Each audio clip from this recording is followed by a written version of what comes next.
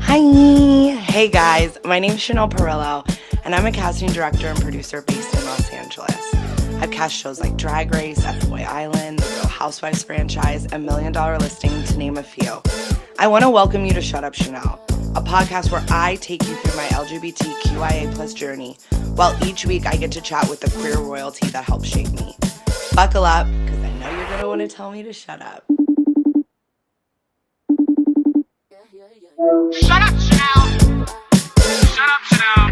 Chanel, shut up! Shut up, shut up! Shut up, Chanel! Shut up, Chanel! Shut up, shut up, shut up, shut up, Chanel! Shut up, shut up, shut up, Chanel! She is the reigning queen of wit, the one who turned reading into an art form, and the only hurricane I want to invite into my life.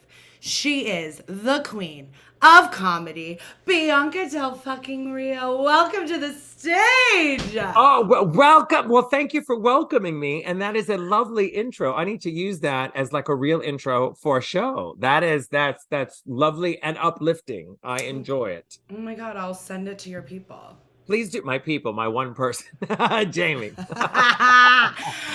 How are you? Where are you joining me from right now? I'm good. I'm at home actually in Palm Springs. It's been a little busy week because we just announced that I have a tour starting in 2024 in January.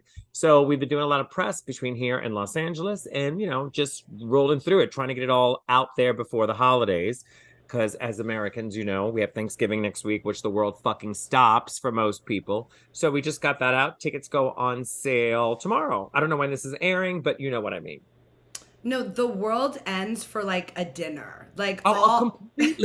Completely. And my favorite thing is the fact that people come up to you and ask you questions like it's a big deal. Like, what are you doing for the holidays? What are you like when you're a drag queen that travels? Fucking days don't mean shit to you, Oh, well, it's this day or oh, it's that day. You're like standing in front of the bank going, why aren't you open? Oh, well, because it's Veterans Day or because none of that registers to me. So I have no connection to holidays. So it's like from Halloween when they're like, what are you going to dress up as? I usually go a man because every day is fucking Halloween. So it doesn't mean anything to me. Thanksgiving doesn't mean anything to me. And Christmas, you're like, okay, I live in Palm Springs. There's no snow. It's not Christmassy. So, none of that registers in my world. So my life continues. Your life continues. I love that. Yeah.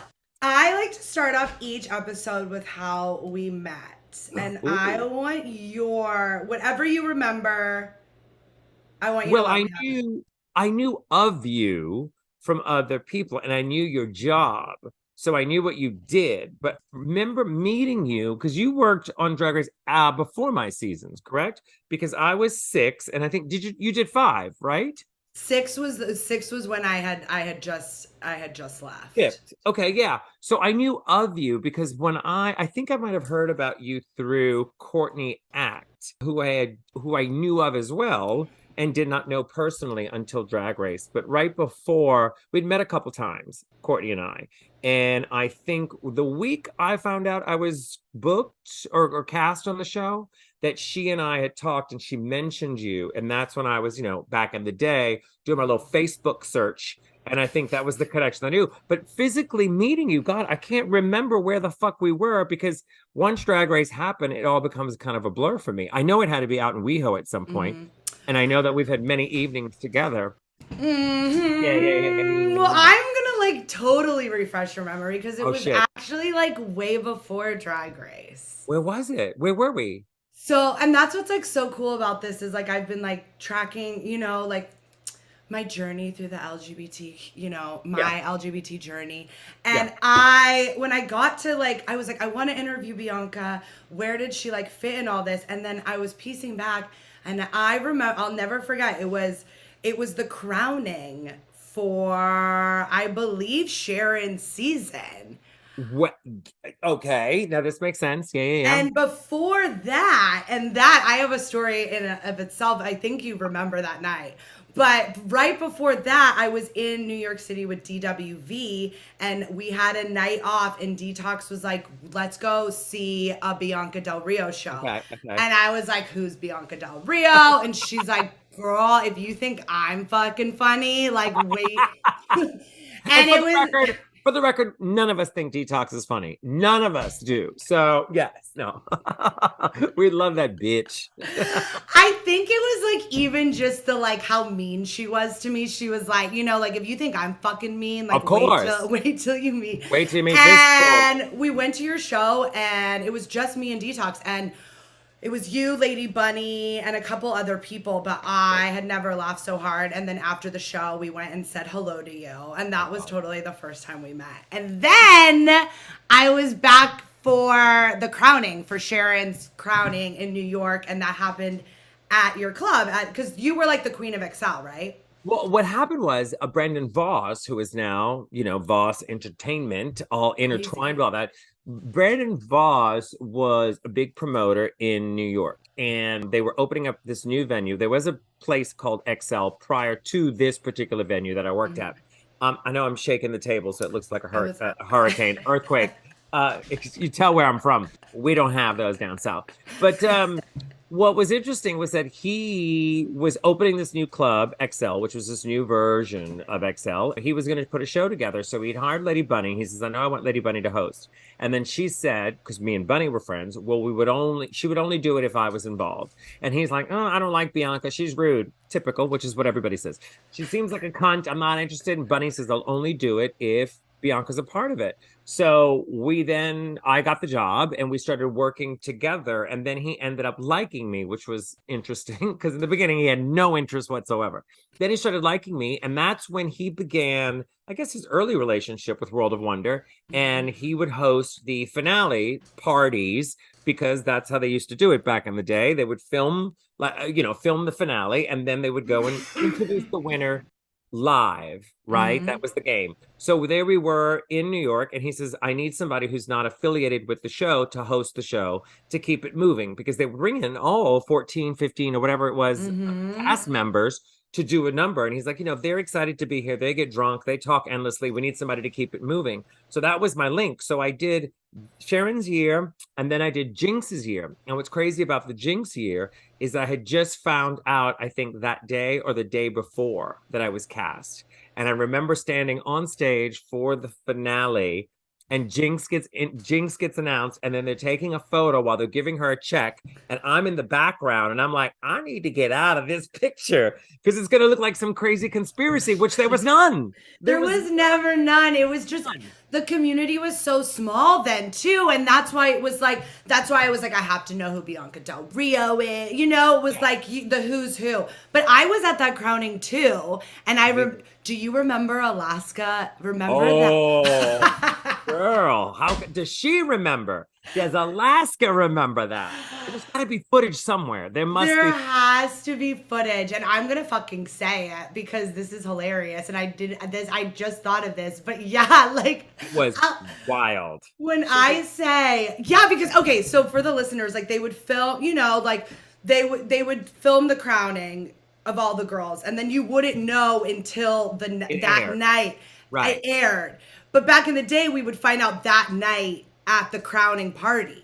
Correct. So you would find out at the crowning party as the show wasn't the show happening, right? The show was airing. Because it was a viewing, right? Like we were at a viewing. It was a viewing, and then everybody performed. That's what it was. That was the old school for 4, 5, and 6, because we did it in Vegas for our season. But yes, that was the math of it. So you're kind of watching the show play by play, and then they introduced the winner that night in person, which there might have been, I think the year Jinx won, Michelle Visage was there. So, but there was no Rue there. It was no big fanfare. We're literally in a club in New York City that was packed with people, but it wasn't the production that they have now, so to speak. I mean, the television was a big production, but the announcement was kind of just happening there with maybe 200 people. And then you find out who won. Social media wasn't big then either. It wasn't. It was Vine. There was like Vine, I remember was a thing, but there was, I know, aging. But there was an Instagram, and it was like word of mouth. Like I remember like I would like fly myself out for those crowning party. I know. I was so into the golden years. The golden years. Oh, and honestly, it wasn't even like that big of a story. Just like Alaska literally lost her mind that she lost. Oh, she did. Well, she thought she was going to win. So that on top of alcohol that evening, because she was wasted, And there's no denying that. Look, we've all been there. I've never been there in a competition setting on that level. She had kind of crossed over, I would say. When her mom was there, her mom was trying to help her off the stage. She was Her in that mom, garbage bag dress. I was like, girl. her mom, her mom was just trying to like be so motherly and like. Yeah. Yeah, can you imagine? The mother's like, I want to support your drag career, but girl, you're gonna act like this? It was wild. It was wild. There is a photo of her crawling on the stage, the mother helping her, and me just standing there going, yeah. So one of those lovely candid shots. Yeah, And she didn't take then it well. well, because and then I remember when I met you the 2 years prior with Detox that night. Uh-huh. Detox being like Chanel works for Drag Race, and I remember you saying something like, "Oh, like they would never want this clown on that show." Yeah. Yeah. And I remember just thinking like, "Oh, like Bianca will never do Drag Race." Like that was like, it wasn't what shifted for you. Well, the game was, let's be honest, in the beginning, the show wasn't as big, so to speak. It definitely wasn't as big as it was now. And I wasn't a fan of the show. And I didn't mean I watched it and hated it. I just wasn't into it. Like I wasn't into all the madness. I had a day job, which I was at work 8:30 to 5, and then I would do my shows late in the evening. I had a roommate at one point that lived by the show, loved everything about it. I want to say that it wasn't as mainstream and not that many people wanted to be on it early on, So it was kind of like a sleeper hit, if that makes any sense. It just kind of grew. And what I had seen of it, which involved a lot of lip syncing and a lot of cattiness, I was like, it just seems so young in comparison to what my life was at that point. That show that you saw me in, XL, with Bunny and everything, one night I'm there doing the show, and Bunny says to me, girl, Michelle Visage is here. And I was like, oh, okay. And I knew of Michelle.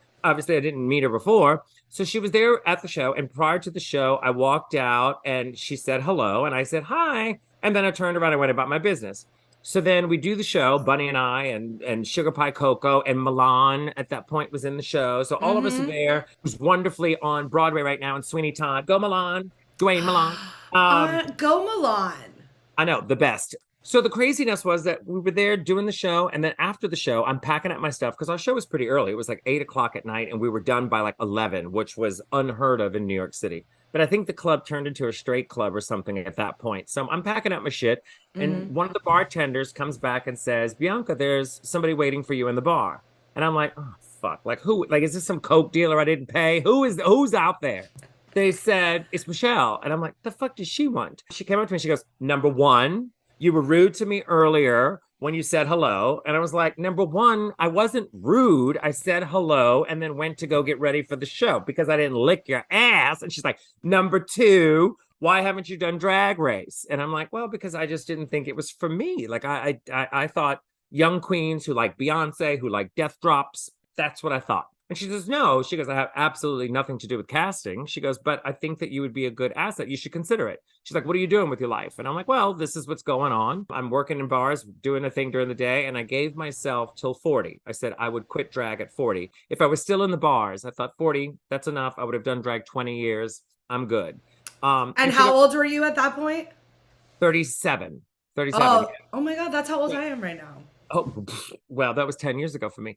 Actually, 48 now. But what's crazy is that it was just this thing. And she's like, well, I think you should consider it. And I had never really thought about it because I never had an adult talk to me about the show. I mean, I had friends of mine that were drag queens that all wanted to be on the show.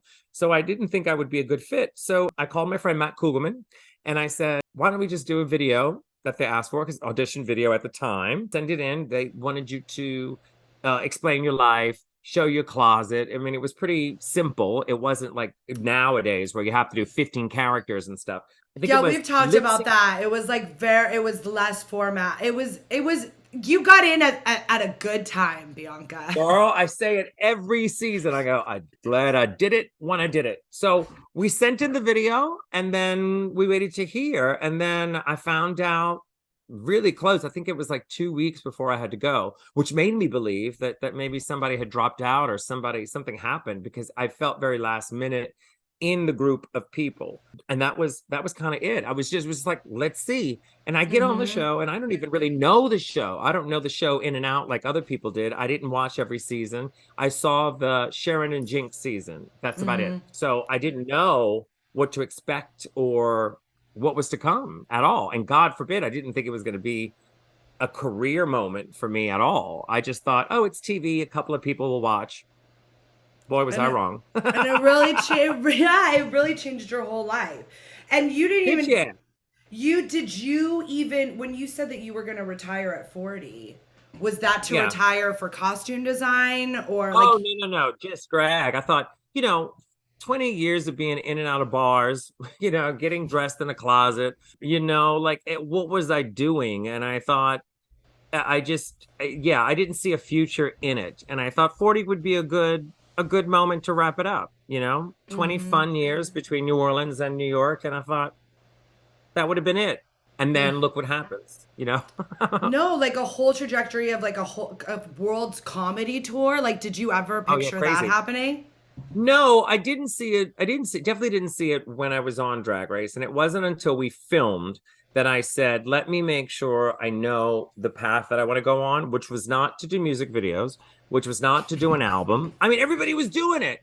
And management I had at that time was like, this is what you should do. I'm like, no, I'm an adult. It's not what I want to do. I said, I want to go on the road. I want to tour.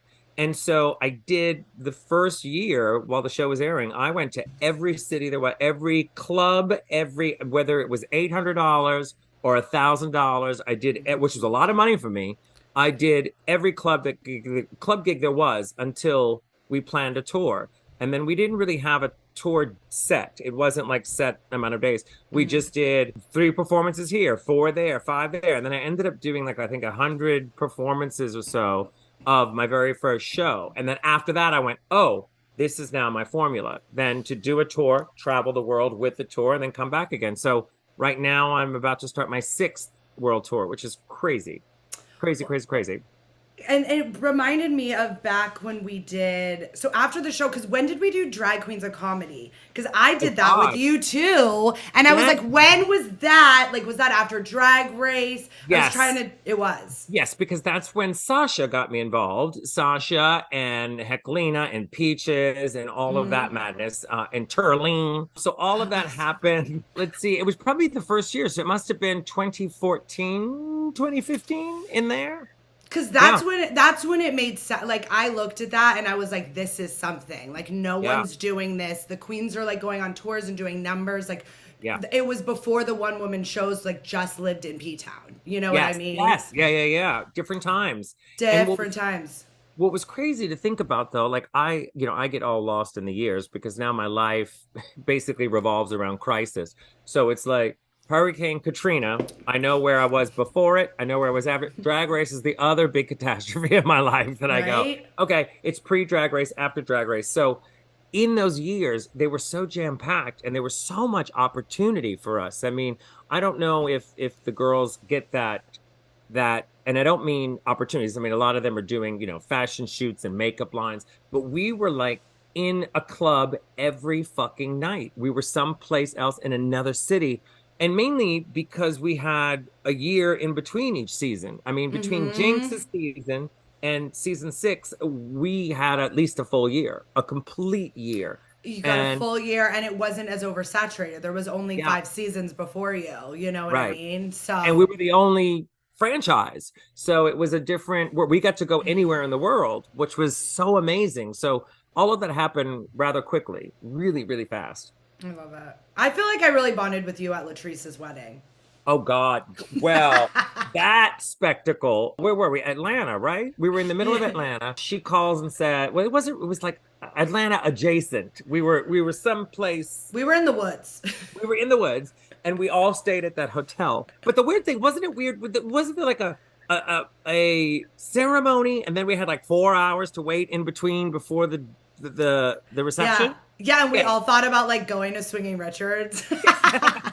And they were like, no, you can go after the ceremony, What you do you guys. do between 4 hours? I'm like, four. I thought she was going to get in drag at the wedding or something, but yes, that was a very long alcohol-induced weekend. Yes, I do recall that. It was so much fun. And they're still married. They're That's good. still married. That's good. Let me tell you, every gay wedding I go to, girl. I feel like, do you officiate weddings? I feel like that's Hell something. no. There was a time. It's like during the pandemic when everybody had a podcast. It's like there was a time when you're like, let me throw that on my resume that you can get ordained online. So I was ordained, but I never did a wedding at all, ever. You would be I fucking did, but I did the paperwork because I thought, just in case, you never know. A gig's a gig. A gig is a motherfucking gig. I don't know like any of your backstory. Oh And God. I want some of it. Like, will you give it to me? Where'd you grow up? What kind of family did you have? Oh God. Well, I grew up in New Orleans. You must have gone to New Orleans at some point. Have you gone Do to New you Orleans? know that is the one place I haven't gone? Are you kidding me? What the fuck's wrong with you? I know. I have to go. You have to, and with your tits, they'll love it. No, New Orleans is a good time. I grew up there, started drag there in about 1996, I believe. And then lived there, worked, did costumes, did hair and makeup and shit for theater and things, and then was acting in some shows. And that's kind of how my drag career started, was being in drag in a play. It evolved into somebody saying, "Hey, would you like to come to the club?" And I'll say yes. I'll say yes to anything. So I did. So then I started doing shows in the bars. And that's kind of where the whole clown aspect came in, because the girls, they were very, very glamorous. They were very done up and very, we can't say the word anymore, but fishy was the word that they used back in the day, which was a compliment. I love that word. It's a weird thing now, because now people are saying you can't say it or whatever, but I never knew it to be anything negative, because it was always a compliment, because it meant there's something suspicious and fishy about you because you look convincing, or you look Fish. Yeah, exactly. That's how we feel. The first time a queen said I was fishy, I thought they meant I was smelly. No, see, that was never. I mean, I never heard that. I never heard that until recently, and I thought, oh wow, I guess to anybody else it means something different.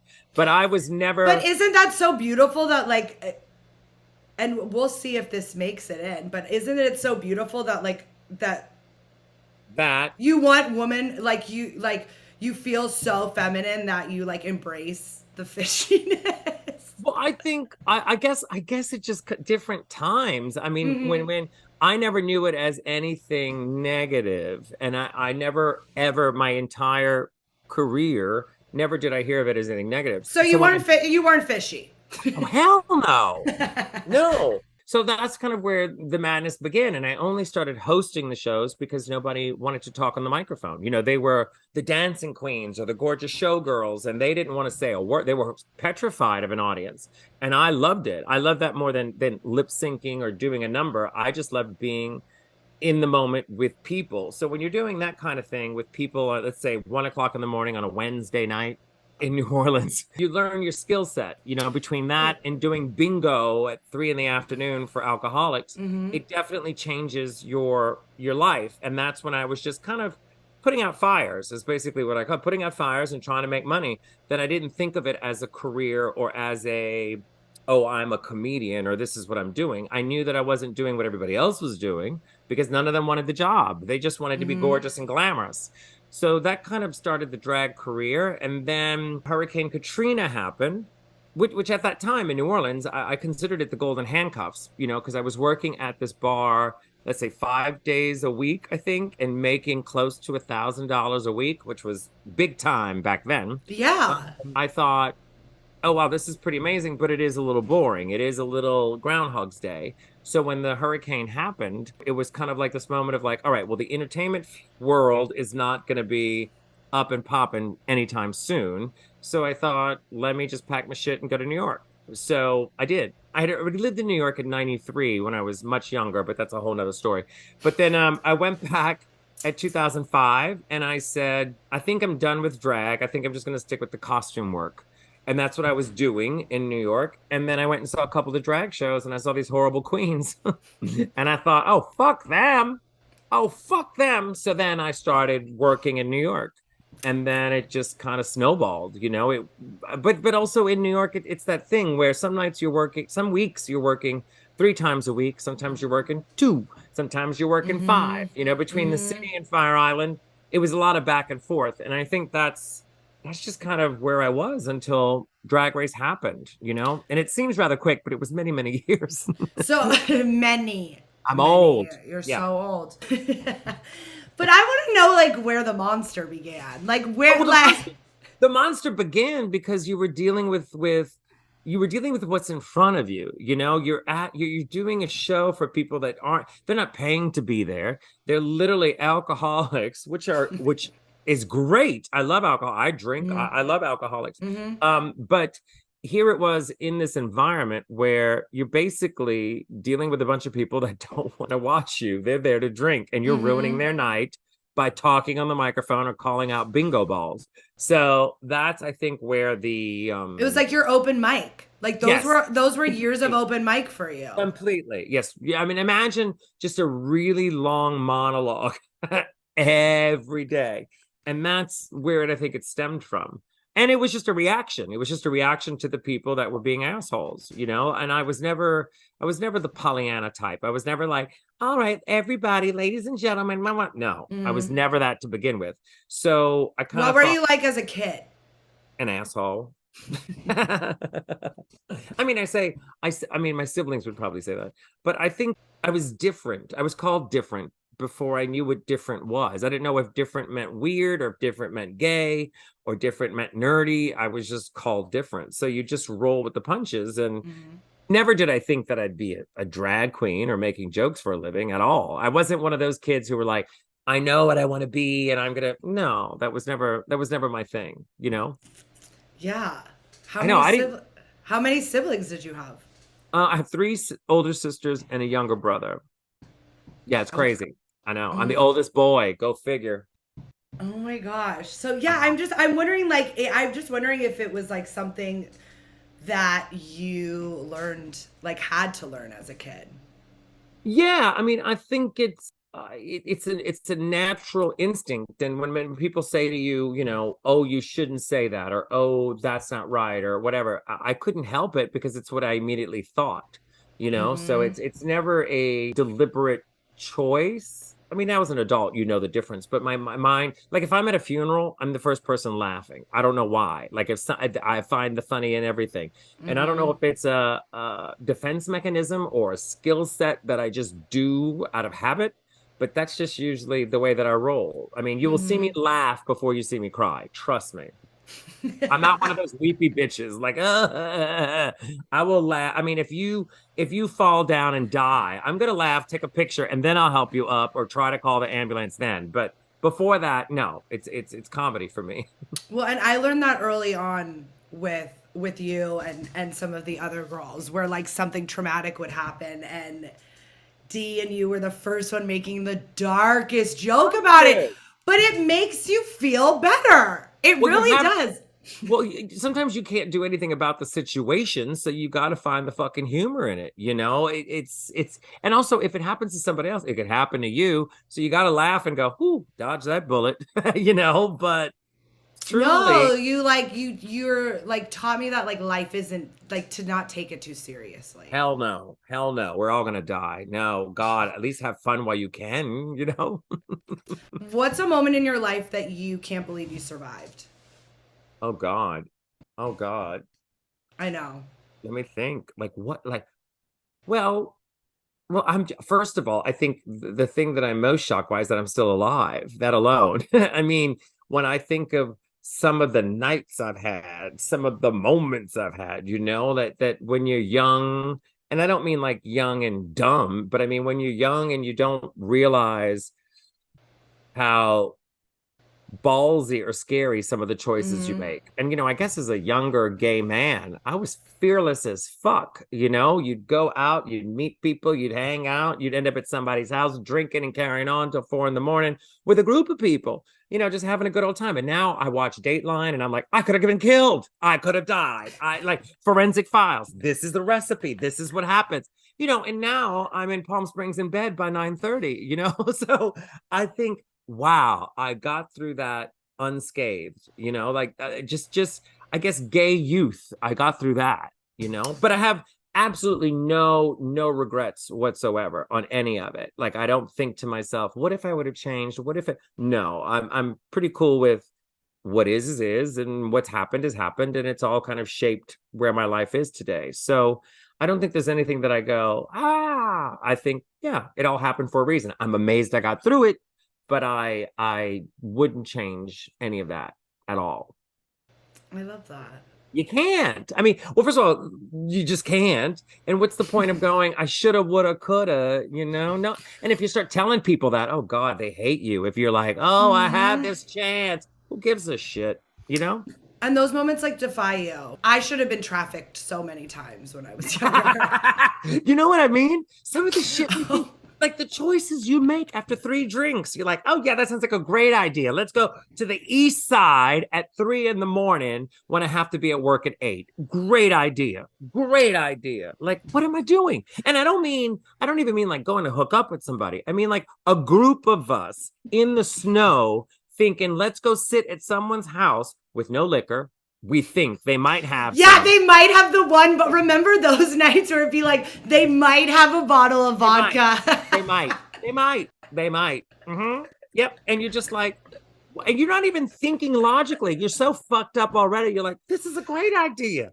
Let's get trapped in an apartment with a lot of heat over on the east side at 3 a.m. and let's gather and talk about the nonsense we've been talking about so far all night. No, let's all sit on a mattress on the floor and pass around this much vodka that's left in the bottle. Yep. And pet the random dog. Yeah, that's it. There is always some random dog in someone's bed. Always. Oh my God. What's the craziest thing you did when you were younger? Oh my God. Let's see, the craziest thing. I know you probably have memory loss, but like I want a wild young Bianca story. Well, I'm just thinking to myself, what did I do that was wild? I don't, because I think people do. They look at you as this, polished, motherly figure. I want to know the crazy shit.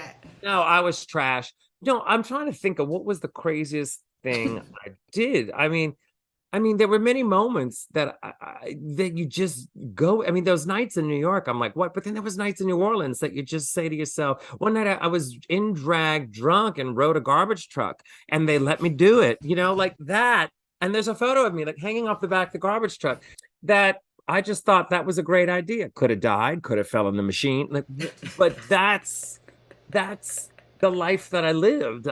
But as I said to you before, I couldn't change any of it. But if I were to write it all down now, it would sound completely insane, And while I'm thinking about it, there's so many just little random instances, but nothing. Like I didn't rob a bank, I didn't kill anybody yet. In my brain, I can only think of like the wild nights that I had.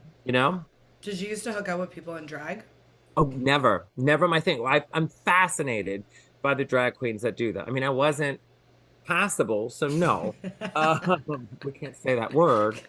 Well, we can say that word, but then it comes with So the point is, I was never convincing as a female, nor was I ever comfortable with being like, let me be sexy in a wig. No. Have you seen my wigs? They're like this big. Like, how are you gonna get sexy and let down my hair? But you know what? I marvel, and we talk about detox a lot, but I'm fascinated by that behavior and that mindset that you just go, oh yeah, I'm gonna stay in drag and that's fun for me. It was never part of Courtney Act. Courtney Act used to steal all the men from me after the club. There you go. Trash. But I marvel at it, but it was never my thing, ever, Reflecting on your journey. Oh. I want to know what's the biggest misconception that people have about Bianca Del Rio. I don't think there's any misconceptions. I think I'm judged by what I put out there. So I get it. Like if someone was to say, like many people have said, oh, I think you're a bitch. I think that you're cunty. I think that I go, sure, because all roads lead to it. I mean, what you see and what if you were to judge by it, you go, oh, all right, she seems like a bitch. So I don't think it's ever a misconception because I put it out there, you know? I can't be mad and go, what? People think I'm rude? Yeah, I am. I think they're surprised when they find out I'm normal and nice, but overall, I think I'm judged by what I put out there. So I think I got a fair deal here, you know, which is the opposite of someone who pretends to be nice and love everybody, and then you find out they're a fucking cunt. I mean, we know a lot of those queens, you know? Like all the queens, I'm sober, and then they're doing blow out of your bag. You know, you know how that is. So I don't have those issues. I think people think the worst before they meet me. So anything after that is pleasant surprise. I So love. I got the reverse. I got the reverse version of misconception. Well, yeah, and like you said it earlier with like the Brandon Voss thing. It's like you're one of those people. It's like I think it's like more like they're intimidated of you at first, and then once they get to know you, they're like, you know what Yeah, I mean? or they just, you know, you have to be realistic with yourself and go, sometimes you're not everybody's cup of tea. You know, some people find it harsh, some people find it offensive. Sure, I get it. But I'm also not going to change, nor am I looking for your validation and acceptance. There's a lot of people I hate. Trust. Trust. Who do you hate? Well, just in general, it's like, you know, I hate sappy people. I hate people that cry about everything. I hate people that want you to feel sorry for them. Like that, I don't, especially people that are entertainers or people that are actors and all that shit. Like, no, I don't want to hear your sad fucking story. I don't. It doesn't appeal to me on that level. So I hate people that thrive off of that, if that makes any sense. I love this. What are your pet peeves? People. My biggest pet peeve, I think, is tardiness. Tardiness sets me the fuck off in a professional setting, or you know, even in a personal setting. It really bothers me because if I can make the attempt to do it and be there, then you should as well. So I'm not a fan of people that cancel. I'm not a fan of people that are late. That really, because I stop, like if I make plans, I stop what I'm doing. I know, okay, well, I need this much time to get ready. I know that I need at least an hour to travel. If it says 45 minutes, I need at least an hour.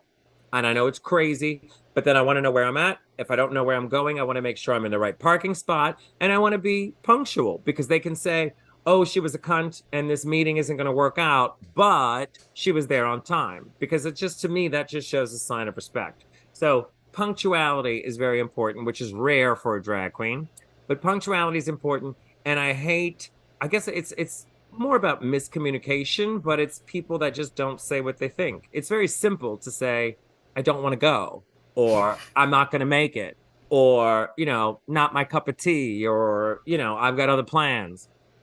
That's cool. I get it. But people that don't do that and then wait to the last minute and then just come up with some bullshit. I'm like, girl. I just communicate. It's very easy to say, hey, I'm not interested, or I've already seen that movie. I don't want to go. You know, that I get. But people get so wrapped up in their head. Don't you find that to be true? No, I find it to be very true, and I don't know if it's like a younger generation thing. I don't know where it came from, but like it's true. Like people don't have a concept of it.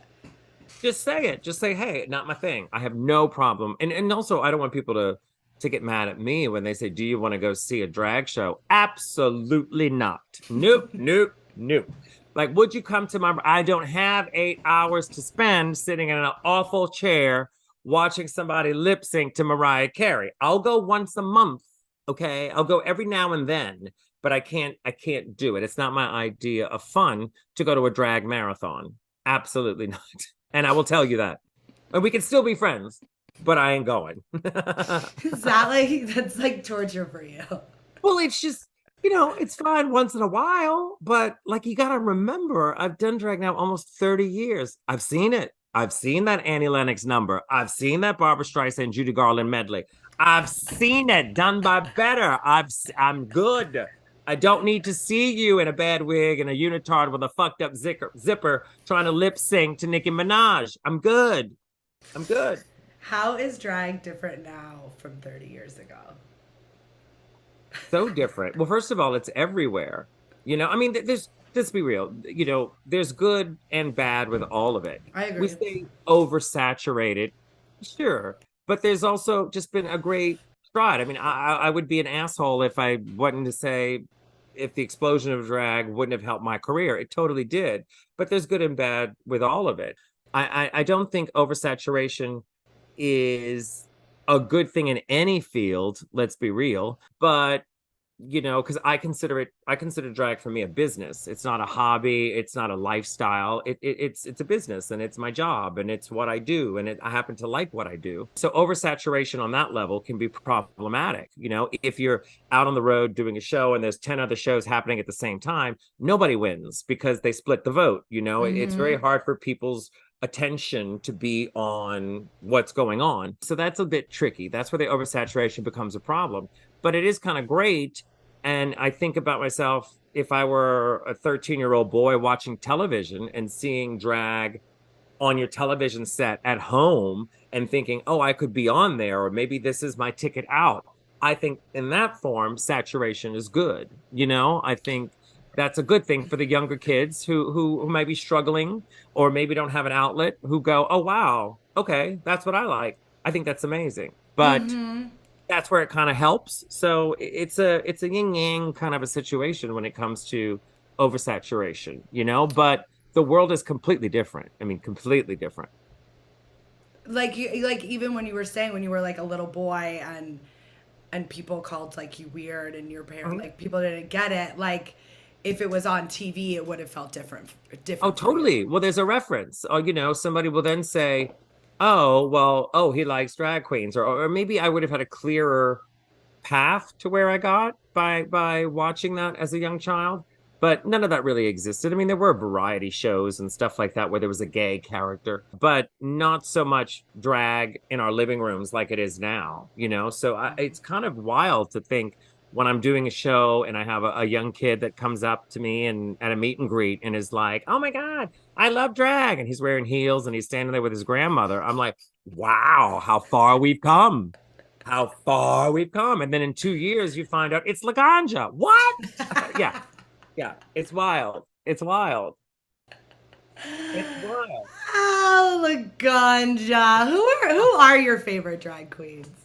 Oh, well, there's so many. And I say so many. It's very hard to talk about them because a lot of people associate. Well, if you're talking to a regular group of people, know them, so it's a different. But like if you're talking to people that come to your show and they say, "Who's your favorite drag queen?" and let's say you say Roxy Andrews, their issues are, "Oh, well, she was so mean to Jinx, and I'm like, well, that's not how I know her. Exactly. So it's people different. do that to me with queens all the time. Yeah. Like, oh, she's a monster, and I'm like, but I love that.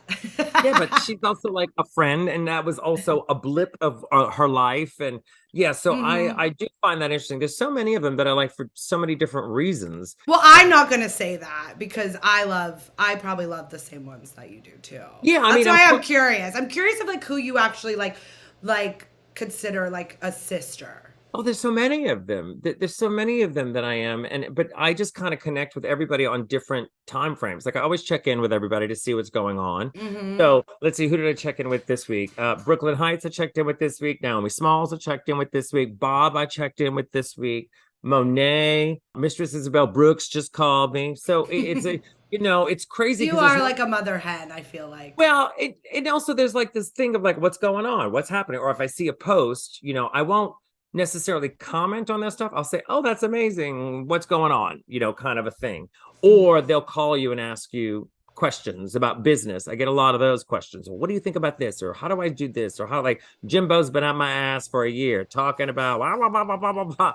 I'm like, Mary, quit texting me. You could call me. It'd be so much easier. But yeah, I mean, there's so many of them that you connect with on different levels. But usually it's the OG girls, the Detoxes and the Jinx and the Mariah Balenciaga and all of them that I spent a lot more time with because I've known them longer, you know?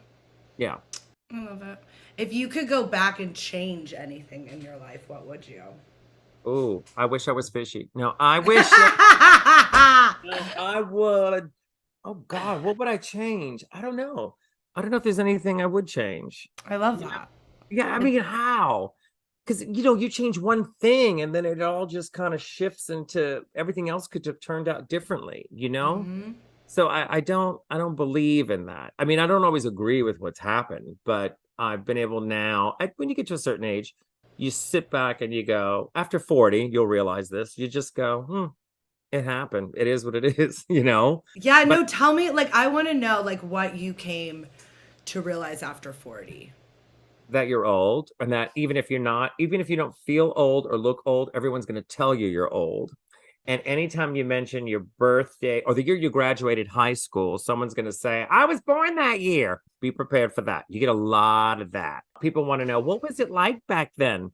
And it's crazy because I have drag performers that are older than I am that are friends of mine, the Sherry Vines and the Jackie Beats and the Lady Bunnies and the Coco Perus and the Varla Jean Merman that are a good 10 years older than me. And I think they're calling me old. What the fuck do you call them? Like, that's ancient artifacts. That's antique roadshow. Like, what the fuck? So yeah, I'm fascinated by that, but that happens a lot. And it becomes an excuse. Like, people will use it as a read when they're talking to you. Oh, well, you're just old. Or, oh, grandma, you just don't. And you go, great. And I often say, I hope you last this long. I hope you live as long as I have. I hope you have fun, because you're gonna die, faggot. You're gonna die. We're all dying. Young people die too. No, it is. It's like, you made it. You fucking made it. You made it through your own little version of life, and you're just kind of like, okay. Now, I don't wake up every day going, my life is amazing. I kind of go, oh wow, I'm 48. Oh wow, I'm gonna be 49. Oh my God, I'm close to 50. Because what you think of 50 when you're 20 is completely different when you're creeping up on it at 48. So you just your life adapts. I never thought I'd be home at 9 o'clock at night going to bed. I never thought I'd be at a gig thinking about my bed. I never thought about, I need a day to not do anything. I never thought I'd turn off my phone and not talk to people for 24 hours. But that all comes with age, and it's not so much disconnecting from the world. It's kind of like self-help. You're like, I need a fucking minute. I need a minute. Also, just listening to your gut. Like, Yeah. It's just like the voice gets louder, like where it's like, no, stay in. That's it. Or what about like when you, like I was telling you before, those nights where I'll end up at somebody's house with 10 other people drinking and carrying on till 5 a.m. But now when I'm out at the bar, I've already made the plan. Like, I'm going out for one drink and I'm looking at everybody going, I'm leaving here in 15 minutes, whether the show starts, whether Morgan McMichaels is on that stage with her stinky perfume, or I am not staying here at Mickey's till 5 a.m. I'm on my way out. No exceptions, no bullshit, no amount of wrangling. And that's over 40. You're like, you know where the exits are, and you're going to go no matter what. And if some bitch is like, let me go get you a shot, and then you bolt, you run out that fucking door. That's over 40. That's it. Stick it to your plan. And you start thinking, what would I be like at 5 a.m.? I'd be a shit fucking mess. I'm not doing this. I'm not going through it. Like, you're actually playing it in your mind. Whereas when you're 20, you're like, oh, what could happen? There's gonna be so much fun. I'll just go straight from the afters to work. Yeah, like, I'm gonna be fine. Like, now, even the thought of that, like, I have these images of my head of, like, shaking on the ground the next day. How did I do that?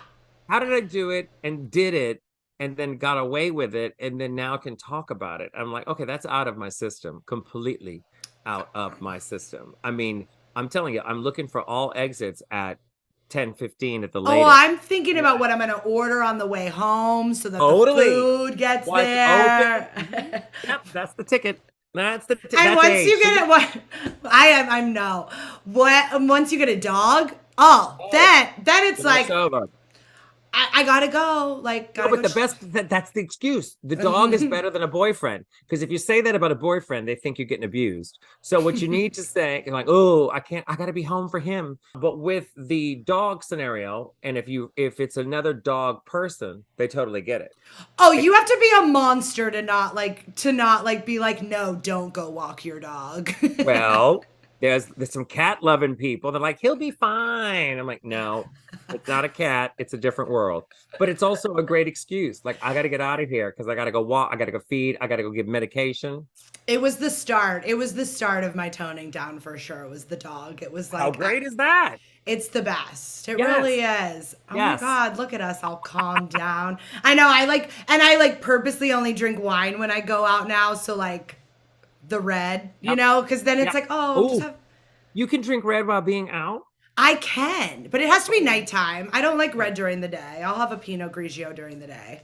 Ooh, I can't do Pinot Grigio. I'm a Chardonnay. I'm a buttery bitch. I can't do it. Chardonnay? I'm cheap. I'm gross. It's maybe it's too many Delta flights, and that's all that often is. I'm a Chardonnay. I could do Chardonnay when I'm on stage working, and then I can do red when I get off stage. But I can't do red on stage because there was a moment when I was not feeling well.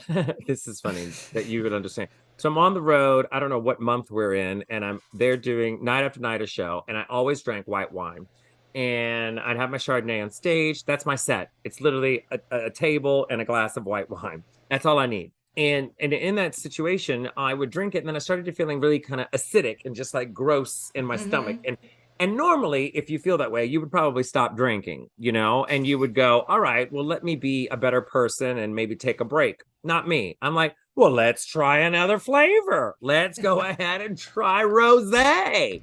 Maybe I can do a Jack and Ginger for like a month. I'm trying every drink I can on stage, where the key was just stop, you stupid. You need a cunt. break. Yeah, you need a break. But then I learned that I can't do red wine Red on drink. stage. That's how good it was, red drink. But I realized I couldn't do the red wine on stage. So I can't do red wine. And then rosé just tastes like perfume. I can't do that. So Chardonnay is my go-to. Your go-to. My I, go-to. I remember your Chardonnays on set when we did Drag Me to yes. Dinner. Me and Neil and our little coffee cups. Yeah. I love that. No, I don't think I could drink red on a stage, like performing for thousands of people. I think Wait, it's what was more like, I don't think I could drink red wine like on stage. Oh, okay. Like, Yeah. I think it's more of like a chill, like, yeah, no, not like you're doing sold out shows for thousands of people. Like, red's a lot. Red's a lot. The weird thing is I can do it. Like I'll have a drink before. Depends on it. Well, there's many incarnations of this. I've had, a full bottle before I've gone on stage in my life before. And then I've had like a glass, and then I've had like a glass during meet and greet. I've had a glass when I get ready. It really depends on where I am in it. But I find having one before the show at some point in some version, it helps. And then on stage, you just have one to sip. And there's those markers in the show where you're like, okay, I can go sip now because I got through that part that I've now remembered and mastered. And now I deserve this next sip, Mm-hmm. It's like deserve Adele. If you're Adele and you're singing the hits and you get through, Fire in the Rain number, and you're like, all right, before I sing hello, I can have a sip of wine. Yeah, that's what I do to myself. That's what I do. I mean, it's really just listen. You're listening to yourself. You know what you could handle. You've done it. Well, I think I do. Yeah. I can't walk off stage, but yeah, it all goes over well. Has there ever been a night where you don't remember? That on stage? Yeah. Some night, well, not so much like I don't remember and was horrified. There was many nights that you kind of go on autopilot, Because I feel like you black out anyway on stage a little bit. Well, No, not that blackout. Like, I'm like, what show did you see? no, like you're just in it. You know what I mean? To where you're like not even realizing if because like you said, you're on autopilot. You're on autopilot. Sometimes you're on autopilot in a good way. Like you're on autopilot and you get through it. And then there's those moments when you're overthinking everything. And there's some points when you're talking and your brain is telling you something else, but what you're saying is something completely different. Those are insane moments. But never did I have a moment where it was like I got so wasted that I don't have that opportunity. So Yeah, like I'm not out there with like a tap full of wine just pouring. No, But no. no. But But like, you know, there's those times you like after the show, forgot yes. forgot to eat dinner, Oh, and you yes, know. yes. After the show, for sure. But on stage, no, because then you start to figure out. You just like you've felt bad, stomach wise or just drinking wise or whatever before that. You're like, I don't want to feel that again. Let me have some crackers or let me make sure I eat or realizing, when you're on the road, there is no routine. What would people be surprised to find out about you? Ooh, ooh. I don't know. What would be Like just us girls. No one's listening. surprise? What would be Jamie? What would be surprised? Look, I'm asking him because I don't know. What would be surprising? That I buy 2 of everything? Is that surprising? That's a surprising fun fact. All the salsa jars would be. Oh, it would be surprising to people that I like a certain kind of salsa. And with this salsa, I buy it and then I eat the salsa. And then the jar is glass. And I save the jar, which this is going to be crazy. And then I glue on the labels all off of them. And then I soak them and scrub them and everything. And then I spray paint the lids. And they hold all of my little jar. They hold all of my little beads and sequins and stuff in my workroom. So they're all salsa jars. I've eaten that many jars of salsa over the years that they're now on my shelf, hoarding all of my items. Random. There you go. People would be surprised. That is a fun fact. Well, I could make it more exciting. And then in the jars, I put human eyes and people's testicles. That would be exciting. But yeah, they just hold my little craft things in my salsa jars. That was a fucking good one. What's next? I mean, that's the most surprising. What's next for Bianca Del Rio? I mean, you've made a movie too, right? There's 2 of them. I made 2, and if you include the porn, 3. No. Wait, also, I never commented on the fact that you said Morgan McMichaels is stinky. Her perfume. You know that Yes. stinky perfume she wears, that cheap it's that cheap detox perfume. It's not, Detox wears the real one, and then she wears the imposter version of it. What is it called? It's Alien. Alien. I wear Alien. Okay, I love the smell of real Alien, but I also don't need to sit in the audience at Mickey's when some unlined taffeta cape comes on stage and this whiff of design imposter's perfume from Morgan McMichaels just wafts over the whole room. So that's what I mean. She's not stinky. She's like too much perfume that's cheap stinky. Okay. You've been there? You know what she smells like? God. It's like, girl.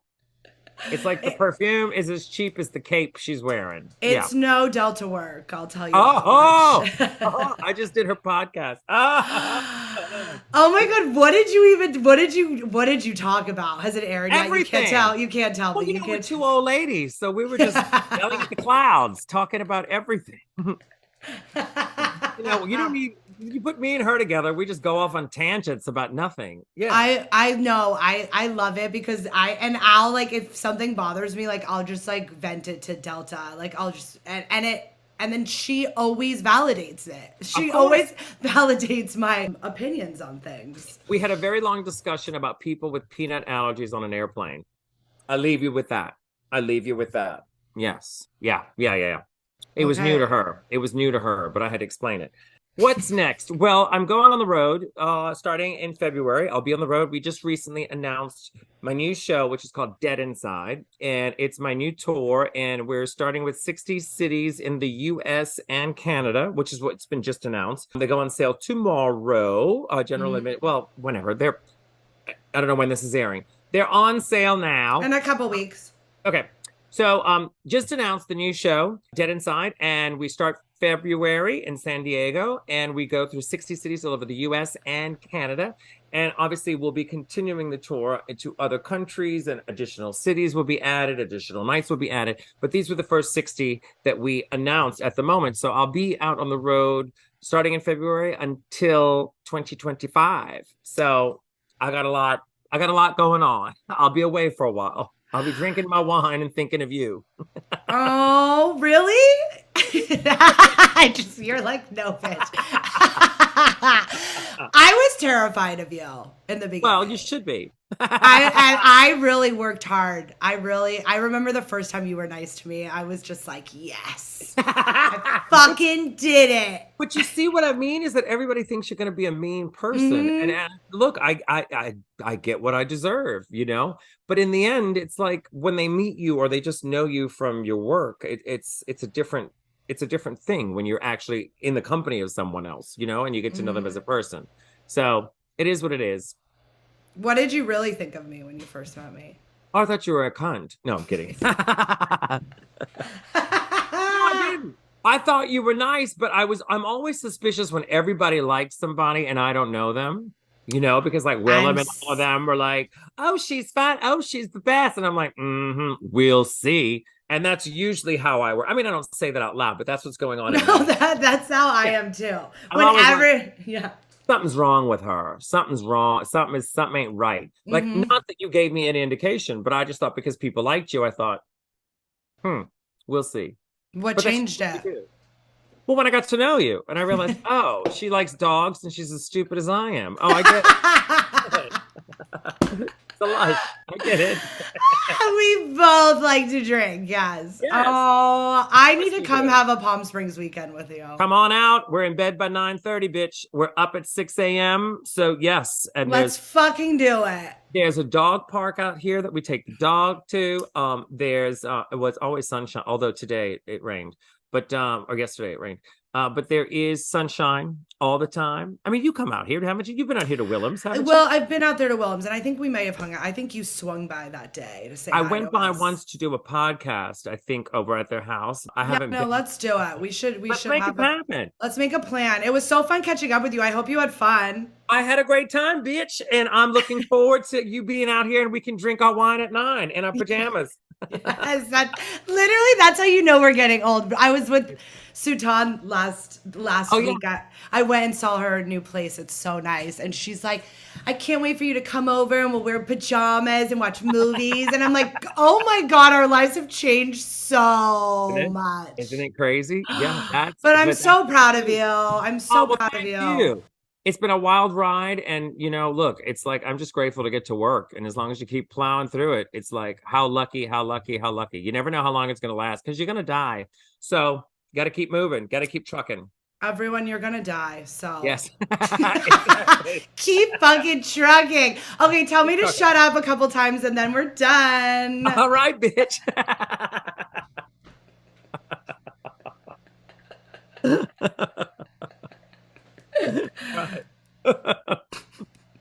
Wait, we have to be quiet now? Is that what you said? I know. I just want you to say, shut up, Chanel, and we're done. Oh, you always said, I thought you said, I'm going to shut up. We need to shut up for right now. I thought you were like recording room tone. Oh, no.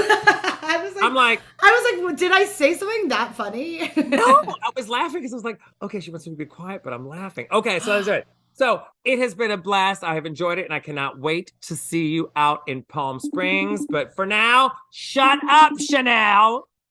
Perfect. I love you so much. Have a good night. Oh, you did my shut up.